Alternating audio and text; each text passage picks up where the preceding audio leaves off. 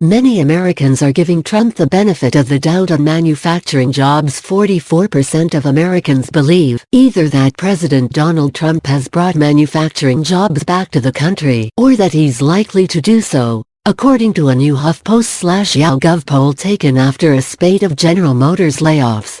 That's roughly similar to the 49% who said this last April and nearly identical to the 45% who said the same in November of last year. The optimistic group is divided roughly in half on what the president has accomplished so far. About 22% of Americans say that Trump has already succeeded in bringing manufacturing jobs back, and about 23% say that he's likely to do so in the future. Some 36% of Americans think the president is unlikely to fulfill that promise. Those people who believe Trump has already kept his promise to bring back blue-collar jobs are among his staunchest backers. 71% strongly approve of his job performance. The ones still waiting for Trump to revitalize the manufacturing industry are also supporters, but less enthusiastic ones. About 80% approve of his job performance, but just 39% say they approve strongly. The people who think it's unlikely the jobs will return under Trump's watch are, overwhelmingly, critics of his presidency as a whole. On the campaign trail in 2016 and in rallies since taking office, Trump has pledged to restore those jobs. "Let me tell you folks in Ohio and in this area, don't sell your house," the president told supporters in Youngstown in July 2017.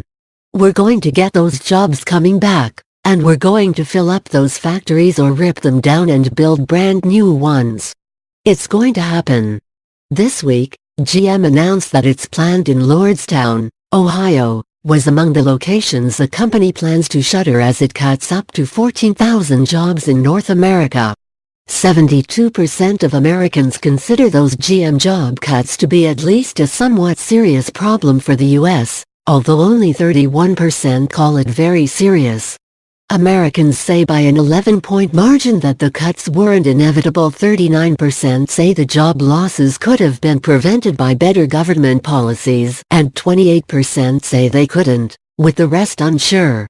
But they're split on how much responsibility, if any, Trump bears for the layoffs.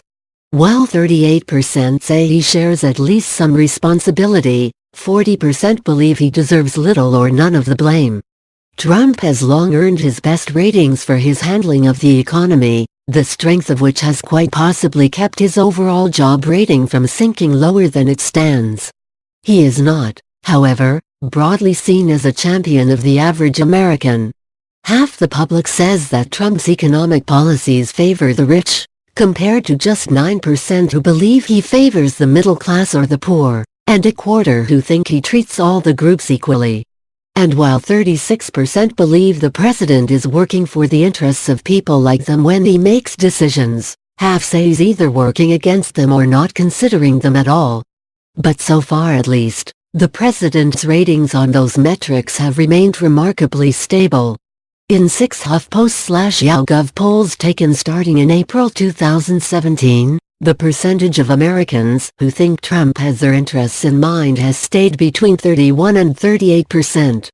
And after a pre-inauguration poll in which 44% thought Trump would favor the wealthy, 5 subsequent surveys dating back to August 2017 have all found that number hovering around or just over the 50% mark.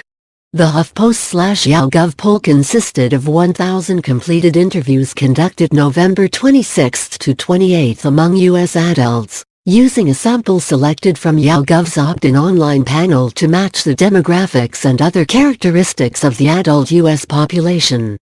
HuffPost has teamed up with YahGov to conduct daily opinion polls. You can learn more about this project and take part in YahGov's nationally representative opinion polling. More details on the poll's methodology are available here. Most surveys report a margin of error that represents some, but not all, potential survey errors. YahGov's reports include a model-based margin of error, which rests on a specific set of statistical assumptions about the selected sample rather than the standard methodology for random probability sampling. If these assumptions are wrong, The model-based margin of error may also be inaccurate. Click here for a more detailed explanation of the model-based margin of error.